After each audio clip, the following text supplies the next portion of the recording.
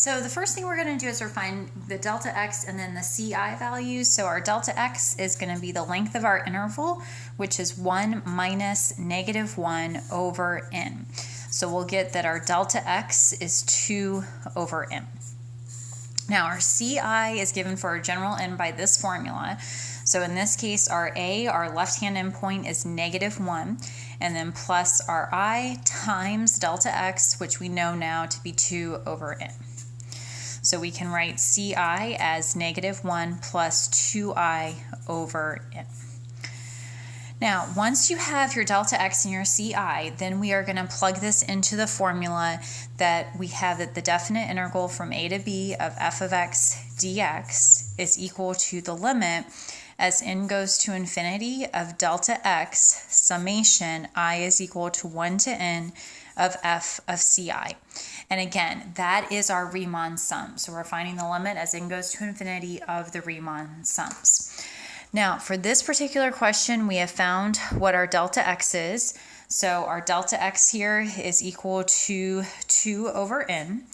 And then we have our summation from I is equal to 1 to n. Now, our f of x is equal to 8x. So when we want to find f of CI, what we will have is we will have f of negative 1 plus 2I over n. So remember that this is where we are going to replace our x's that we have in f of x with the CI value of negative 1 plus 2I over n.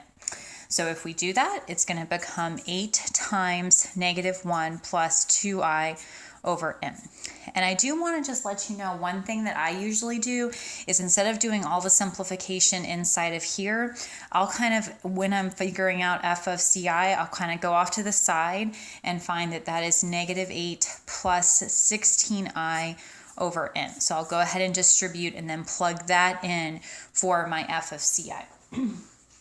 All right, so now what we're going to do is we're going to plug all this in. So it's going to look like the limit as n goes to infinity of delta x, which is 2 over n, and then the summation from I is equal to 1 to n of our f of CI, which we found to be this. So negative 8 plus 16I over n. All right, now scooting this up just really quickly, what my next step is going to be is to split this up into two sums, because I want to get it in terms of a number and I. So I will write this as the limit as n goes to infinity of 2 over n summation I is equal to 1 to n of negative 8 plus, and then split up this into the second term sum. Now in the second term, the 16 over n does not depend on I.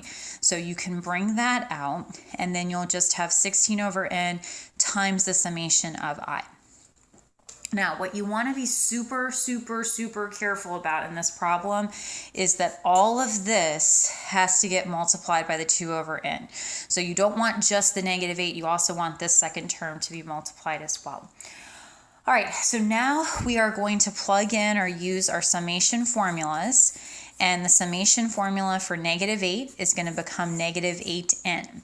So again, this summation becomes negative 8m, and then the summation of my i's is going to become n times n plus 1 over 2. And of course, the 16 over n is still going to be there, and then plus, and then all of this in brackets, times the 2 over n, taking the limit as n goes to infinity. All right, so usually what you'll do is inside of the bracket here, the obvious thing to simplify is this n with this n.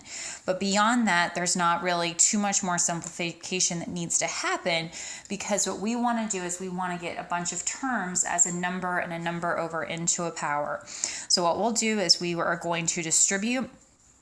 And let me go ahead before I distribute and rewrite this as 2 over n negative 8n plus 16 times n plus 1 over 2.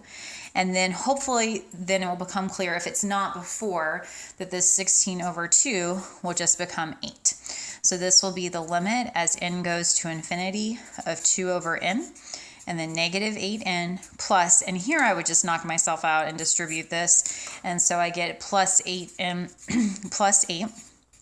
And then I notice these guys cancel and things are just happening so nicely for me here. My life is beautiful. We have 2 over n times 8. Hopefully I'm not doing anything wrong. And so that is going to give us the limit as n goes to infinity of 16 over n. Now that 16 over n, because n is in the denominator, when it goes to infinity, it is going to be blowing up in the denominator. So that's going to go to a small number. So that will be equal to 0. Now, when you get that 0, remember, if you follow your way all the way up to the very beginning of the problem, that is telling us that the integral from negative 1 to 1 of 8x dx is equal to 0.